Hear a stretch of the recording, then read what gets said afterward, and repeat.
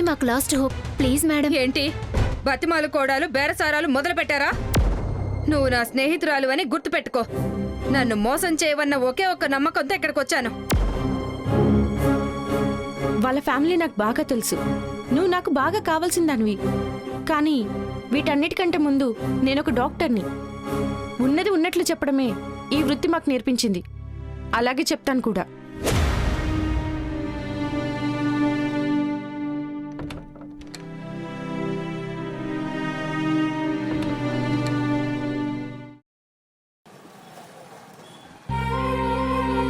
అమ్మా వాటర్ తీసుకో అమ్మా.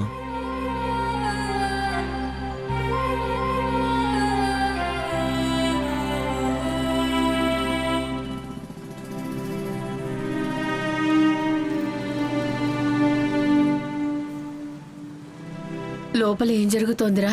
పల్లవి టెస్ట్ చేయించుకోవడానికి లోపలికి వెళ్ళిందమ్మా. అది లోపలికి బాగానే వెళ్ళిందా? బాధగా వెళ్ళిందా? అమ్మా పల్లవికి అన్నీ తెలిసే కదా లోపలికి వెళ్ళింది. కాకపోతే కొంచెం బాధ ఉంటుంది. చిన్నగా అదే మర్చిపోతుందిలే. భగవంతుడా, నా బిడ్డకి తోడుగా నిలబడు. అమ్మా నువ్వేం టెన్షన్ పడకమ్మా ప్లీజ్.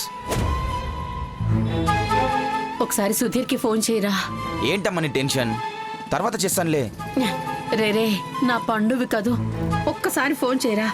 నాకు టెన్షన్కి తల తిరిగిపోతోందిరా. ప్లీజ్ రా. అమ్మా సరే చేస్తానులే, ఆగు.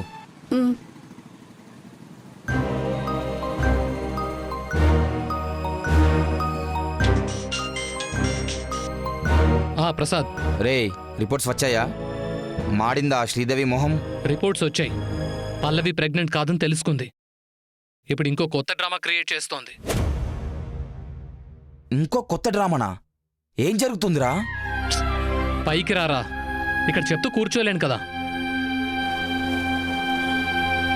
ఏమైంది? రిపోర్ట్స్ వచ్చాయంటమ్మా. నేను లోపలికి వెళ్ళి ఏం జరిగిందో కనుక్కొని వస్తాను. రే నేను వస్తానురా. వద్దమ్మా, టెన్షన్లో నీకేమన్నా కళ్ళు తిరుగుతాయేమోనే కదా వద్దంటున్నారు అందరూ. ఇక్కడ ఉంటే నా ప్రాణమే పోయేలా ఉందిరా. అమ్మా నా మాట వినమ్మా ప్లీజ్.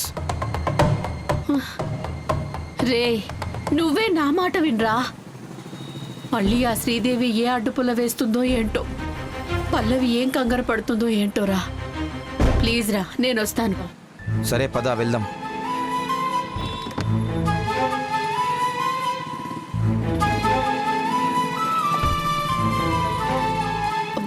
అమ్మా నువ్వు కార్లో కూర్చోమ్మా, నేను వెళ్ళి చూసొచ్చి నీకు చెప్తాను. లేదురా, నేను వస్తాను రా. పద. సరే పద వెళ్దాం.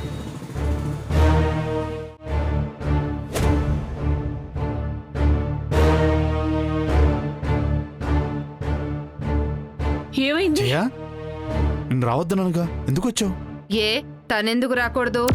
ఇక్కడ జరిగే తమాషా అందరికీ తెలుసు కాబట్టి తనెందుకు దూరంగా ఉండాలి? కొన్ని విషయాలు తల్లి స్థానంలో ఉండి ఆలోచిస్తే అర్థమవుతాయి.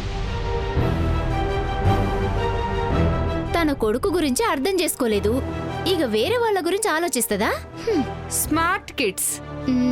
ఎంతైనా ఈ జనరేషన్ స్మార్ట్ కిడ్స్ కదా మీరు. కానీ మీ ఆటలు నా ముందు కాదు. కృష్ణ గారు, ఇదేంటో తెలుసా? మీ వంశ జాతకం. మీ నాన్నగారి గురువైన రాఘవేంద్ర శాస్త్రి గారి దగ్గర నుంచి తెప్పించాను.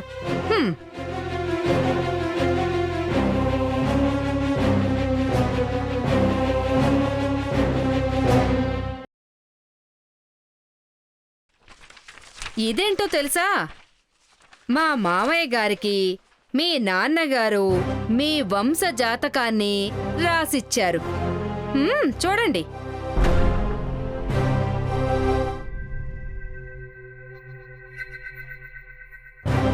చూస్తున్నారా? 2 జాతకాలు ఒక్కటే.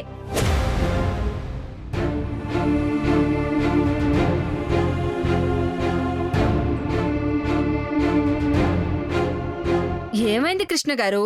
చెమటలు పడుతున్నట్టున్నాయి. మంచినీళ్ళు కావాలా? రే కృష్ణ, మీ నాన్నక గురువైన రాఘవేంద్రరావు గారి దగ్గర నుంచి తెప్పించిన జాతకం, నా దగ్గరున్న నీ వంశ జాతకం రెండూ ఒకటేరా.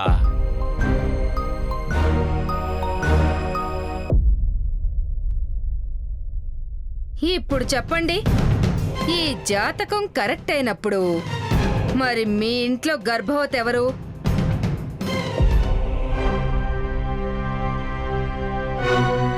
అయినా మీరు ఈ హాస్పిటల్కి ఎందుకు తీసుకొచ్చిండ్రు? ఏ విషయం గురించి మాట్లాడుతుండ్రు? పల్లవి ప్రెగ్నెంట్ కాకపోతే వరుణ్తో పెళ్లి చేస్తా అన్నారు కదా, ముందు గా ముచ్చట మాట్లాడుండ్రి. ఆ అనుమానం మాకు ఈ జాతకాన్ని పరీక్షించిన తర్వాతేగా వచ్చింది. ఇప్పుడు ఇంకా తేలాల్సిన లెక్కలు చాలానే ఉన్నాయి.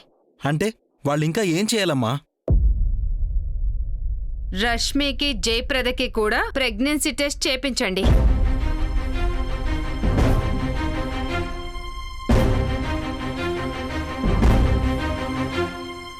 అమ్మా, నువ్వు మాట్లాడేదానికి ఏమన్నా అర్థం ఉందా? ఉందిరా. ఏదో విషయం లేకపోతే కృష్ణ గారింట్లో ఉన్న జాతకం పేపర్లు ఎలా మారిపోతాయి? ఈ విషయం తేలే వరకు నేను ఈ పెళ్లికి ఒప్పుకోను. జయకి, రష్మికి కూడా ప్రెగ్నెన్సీ టెస్ట్ జరగాల్సిందే.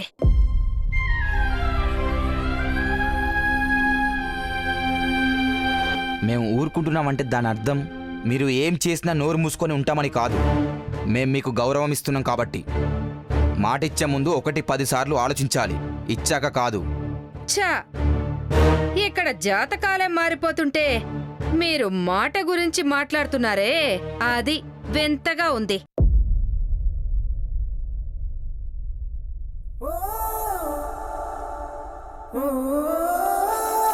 అమ్మా, అసలు నువ్వేం మాట్లాడుతున్నావు? వయసుకైనా గౌరవం ఇవ్వమ్మా. జయ అంటే వయసేంటి? నువ్వు మాట్లాడుతున్న మాటలేంటి?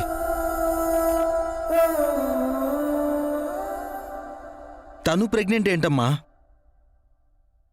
ఈ మాటని నువ్వు వాళ్ళని ఇంకా అవమానిస్తున్నావు.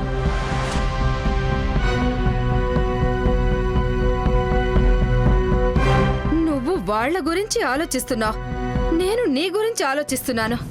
తల్లిని కదా, నువ్వు వదిలేసినంత తొందరగా నేను నిన్ను వదిలేలేనుగా.